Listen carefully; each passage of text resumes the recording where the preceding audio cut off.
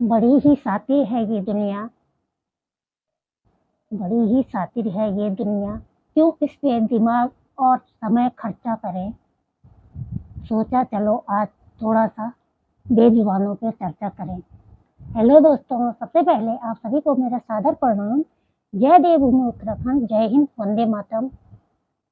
कहिए कैसे हैं आप लोग। आशा करती हूँ आप सभी लोग स्वस्थ होंगे, मस्त होंगे और अपने जीवन में अपने परिवार के साथ व्यस्त होंगे। तो दोस्तों मैं भी ठीक हूँ। अभी थोड़ा ठीक हूँ। बिल्कुल ठीक तो मैं रहती नहीं हूँ, लेकिन अभी थोड़ा ठीक हूँ वीडियो बनाने लायक। तो दोस्तों आज जो मेरे सबसे पहले जो मेरे यूट्यूब परिवार में नए सदस्य जुड़े हैं, उन सभी को मैं अपना परिचय दे देती हूँ हमेशा की तरह। तो दोस्तों मेरा नाम भुवनेश्वरी नेगी है। मैं देवभूमि उत्तराखंड से हूँ। मेरा मायका देवभूमि उत्तराखंड के पौड़ी गढ़वाल जिले के खिशो ब्लॉक में है और मेरा ससुराल देवभूमि उत्तराखंड के चमोली जनपद के गैरसैंण ब्लॉक में देवभूमि उत्तराखंड की ग्रीष्मकालीन राजधानी गैरसैंण के काफी निकट है। यही मेरा संक्षेप में परिचय है और रहती मैं दिल्ली में हूँ। यही मेरा संक्षेप में परिचय है। और मौसम की बात की जाए तो यहाँ पे आप गर्मी काफी कम हो गई है। वैसे एसी वगैरह तो चल ही रहे हैं, लेकिन जो उमस थी, जो मतलब घबराहट जैसी हो रही थी गर्मी से, बेचैनी हो रही थी, तो वो नहीं है अब। थोड़ा राहत है। कभी कभी पंखे से ही काम चल जा रहा है और बाकी रात को तो एसी वगैरह चलाना ही पड़ता है, क्योंकि पेशेंट के लिए ज़रूरी होता है। और दिल्ली की गर्मी काफ़ी उमस भरी होती है। एक तरह की गर्मी तो गांव में पड़ती है, तो धूप लगती है दिन में और शाम सुबह ठंडा हो जाता है, लेकिन यहाँ की गर्मी काफ़ी उमस वाली होती है। तो इसलिए अगस्त सितंबर के फर्स्ट सेकेंड वीक तक तो एसी कूलर चलते ही रहते हैं। और आप लोग बताइएगा, आप लोगों के गांव शहर में कैसा कैसा है मौसम। तो दोस्तों जैसे कि मैं आप लोगों को बता रही थी कि मैंने बहुत दिनों से एक कविता लिखी हुई है। मैंने जो मैं हर साल ही देखती हूँ और इस साल भी देखा है। जब चार धाम यात्रा शुरू होती है तो जो हमारे वहाँ पे खच्चर होते हैं, मतलब जानवर होते हैं, वैसे तो सभी जानवरों से प्रेम करना चाहिए। जानवर हमारे वो भी ईश्वर के बनाए हुए, प्रत्येक जीव से हमें प्यार करना चाहिए। कहते हैं ना कि पशु प्रेम प्रभु प्रेम।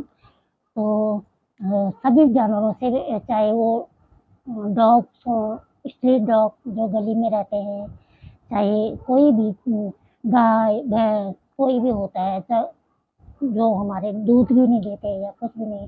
कई लोगों को देखा मैंने गांव में, जब तक गाय दूध देती है रखते हैं, उसके बाद जंगल में हाँक देते हैं, उसको छोड़ देते हैं कि बाघ वगैरह खा लेगा, कहीं गिर जाएगी कहीं कुछ। तो और बैल भी जब तक हल लगाते हैं तो उनको यूज़ करते हैं, उसके बाद तो ऐसा नहीं करना चाहिए। पशु भी हमारे जीवन का अहम हिस्सा है। और अगर ऐसा ही इंसान के साथ किया जाए, तो अगर वो यूजलेस हो जाए तो क्या हम उसको फेंक देते हैं?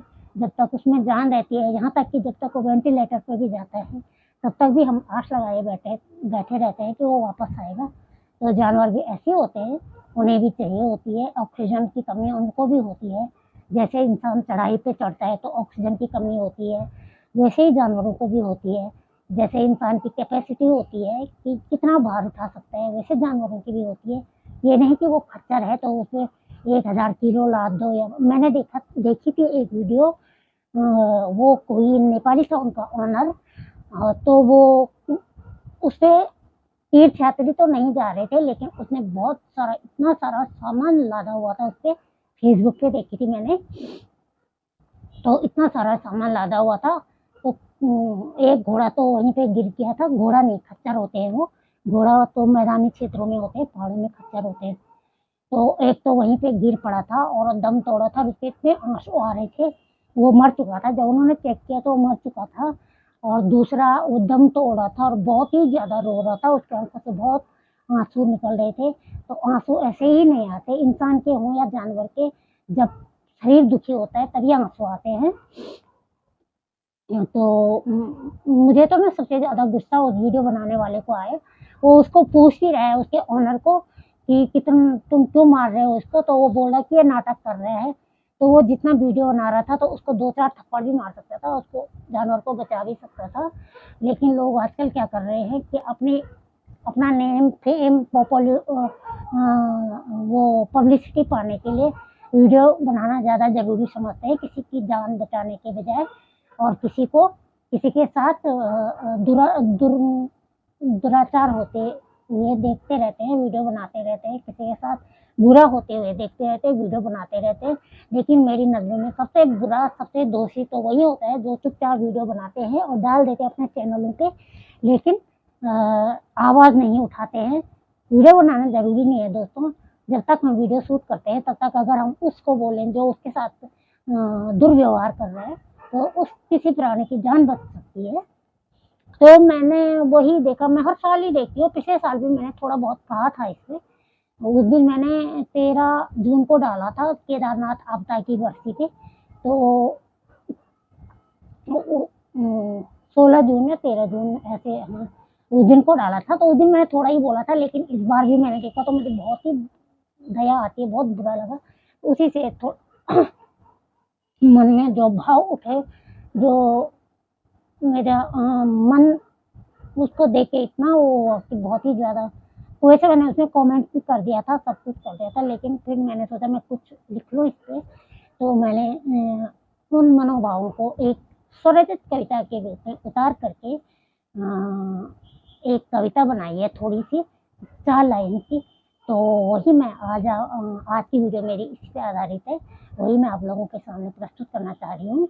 ये तो मैंने कब की डाल देनी थी, लेकिन बीच में वही मेरी तबीयत खराब हो गई, उसके बाद वो कटवा वाला आतंकी हमला हो गया, तो फिर मैंने सोचा पहले वो वाली वीडियो डाली, फिर ये मैं आप लोगों को बताया था कि ये कविता लिखी है मैंने, तो मैंने सोचा आज डाल लेती हूँ। आज थोड़ा तबीयत ठीक है, स्वास्थ्य, शरीर थोड़ा राजी हो रहा है कि हाँ चलो बना लेते हैं वीडियो, तो मैंने सोचा मैं बना लेती हूँ और डाल लेते हैं चैनल पे। तो दोस्तों अभी मैं आप लोगों के सामने प्रस्तुत करती हूँ अपनी बनाई हुई कविता।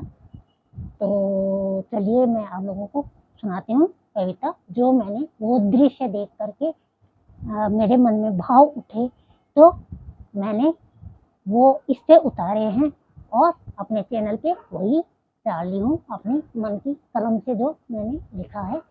तो सुनाती हूँ आप लोगों को कविता, आशा करती हूँ आप लोगों को पसंद आएगी। तो मेरी कविता का शीर्षक है बेजुबान है बेजान नहीं। बेजुबान तो है वो, लेकिन बेजान नहीं है। उनमें भी दिल धड़कता है, वो भी पानी, उनको भी प्यास लगती है, भूख लगती है, उनको भी ऑक्सीजन की आवश्यकता पड़ती है, उनको भी नींद चाहिए होती है भरपूर, उनको भी रेस्ट चाहिए होता है। ये नहीं कि एक बार का कर दिया फिर दूसरी बार का दूसरी सवारी लाने के लिए तैयार, दूसरा बोझा उठाने के लिए तैयार, बहुत गलत है ये। भगवान न करे अगले जन्म में हमें भी वही वो योनि मिले, खच्चर की, घोड़े की, किसी भैंसे की, कि जो कि बोझा ला दे, तो अच्छा नहीं होता। ये सब देख के बहुत दया आती है। तो चलिए मैं आप लोगों को सुनाती हूँ कविता, तो आप लोग सुनिए। तो मेरी कविता का शीर्षक है बेजुबान है बेजान नहीं। तो मैंने लिखा है, ये इंसान के लिए लिखा है मैंने। मिला है यदि मानव जीवन तो मत इतना अहम कर, मिला है यदि मानव जीवन तो मत इतना अहम कर, अहम मतलब अभिमान, मत इतना अहम कर, बनाया है इन्हें भी परमेश्वर ने ही, कुछ तो इन पर रहम कर, बनाया है इन्हें भी परमेश्वर ने ही, कुछ तो इन पर रहम कर। सिर्फ मानव होना ही पर्याप्त नहीं, मानवता को भी तू बयां कर। सिर्फ मानव होना ही पर्याप्त नहीं, मानवता को भी तू बयां कर। इनमें भी प्राण है कुछ तो इन पर दया कर, इनमें भी प्राण है कुछ तो इन पर दया कर। तेरी ही भांति यह भी ईश्वर की एक कृति है, तेरी ही भांति यह भी ईश्वर की ही एक कृति है। समझता है तू इन्हें अलग, यही तेरी मानसिक विकृति है। समझता है तू इन्हें अलग, यही तेरी मानसिक विकृति है। इतना भी अंधा मत बन कि अश्रु इनके दिखाई न दे, इतना भी अंधा मत बन, अश्रु इनके दिखाई न दें, न बन इतना बहरा कि आह इनकी सुनाई न दे, न बन इतना बहरा कि आह इनकी सुनाई न दे। प्रेम कीजिए इनसे भी, ये बिना कहे ही दुआएं देते हैं। प्रेम कीजिए इनसे भी, ये बिना कहे ही दुआएं देते हैं। निभाते हैं वफा बखूबी, बदले में कुछ भी नहीं लेते हैं। निभाते हैं वफा बखूबी, बदले में कुछ भी नहीं लेते हैं। यह कैसा प्रभु प्रेम है तेरा, यह कैसा प्रभु प्रेम है तेरा। प्रभु प्रेम मतलब एक तरफ तो यात्रा पे जा रहे हो, तीर्थ यात्रा पे, और दूसरी तरफ ऐसी निर्दयता दिखा रहे हो। यह कैसा प्रभु प्रेम है तेरा, और कैसी यह आस्था है। यह कैसा प्रभु प्रेम है तेरा, और कैसी यह आस्था है। बनकर बोझ इनके ऊपर, फिर भाग्य पर इठलाता है। बनकर बोझ इनके ऊपर, फिर भाग्य पर इठलाता है। इठलाता है कि मैं तीर्थ यात्रा करने जा रहा हूँ, बिल्कुल घोड़े पे सवार होके, ऐसे मनुष्य इतराता है, इठलाता है। धड़कता है दिल इनके सीने में भी, और इनके भी आंसू बहते हैं। धड़कता है दिल इनके सीने में भी, और इनके भी आंसू बहते हैं। सहते हैं तेरी प्रताड़नाएं, और फिर भी मौन रहते हैं। सहते हैं तेरी प्रताड़नाएं, और फिर भी मौन रहते हैं।